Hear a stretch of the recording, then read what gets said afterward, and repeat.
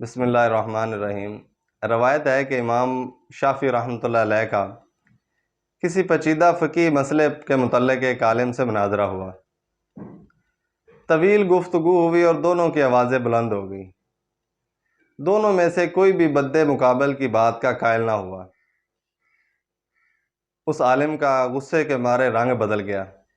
مجلس تمام ہوئی اور دونوں حضرات جانے کے لیے اٹھنے لگے تو امام شافعی رحمۃ اللہ علیہ نے ان کا ہاتھ پکڑا اور کہا کہ کیا ہم اختلاف رائے کے باوجود دوست نہیں رہ سکتے؟ حدیث کے ایک عالم خلیفہ کی مجلس میں تشریف فرما تھے۔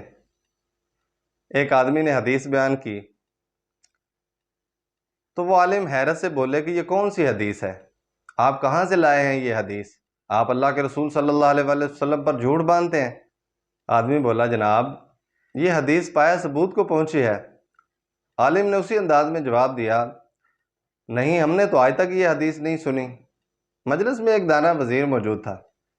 اس نے عالم کی طرف دیکھا اور اطمینان سے پوچھا کہ یا شیخ، کیا نبی اکرم صلی اللہ علیہ وآلہ وسلم کی تمام احادیث آپ کی نظر میں ہیں؟ عالم نے جواب دیا نہیں۔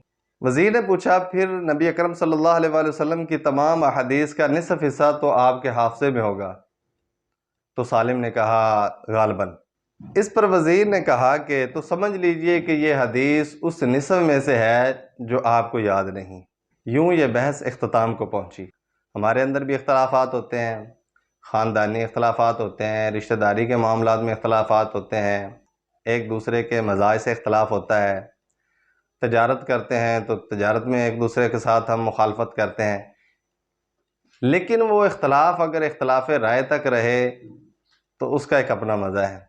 اگر وہ اختلاف ایک حد سے اوپر چلا جائے، ایک دوسرے کے ساتھ قطع تعلقی کر لی جائے، بات کرنا پسند نہیں کیا جائے، پھر وہی اختلاف معاشرے میں بگاڑ کی صورت اختیار کر لیتا ہے۔ تو اختلاف رکھیں لیکن اختلاف رائے کی حد تک، دوست رہیں، ایک دوسرے سے بات کرنا بند نہ کریں، ایک دوسرے کا احترام کرتے ہوئے چلیں۔ معاملات جہاں تک بھی جائیں لیکن کسی انسان کی عزت نفس مجروح نہ ہو۔ السلام علیکم ورحمۃ اللہ۔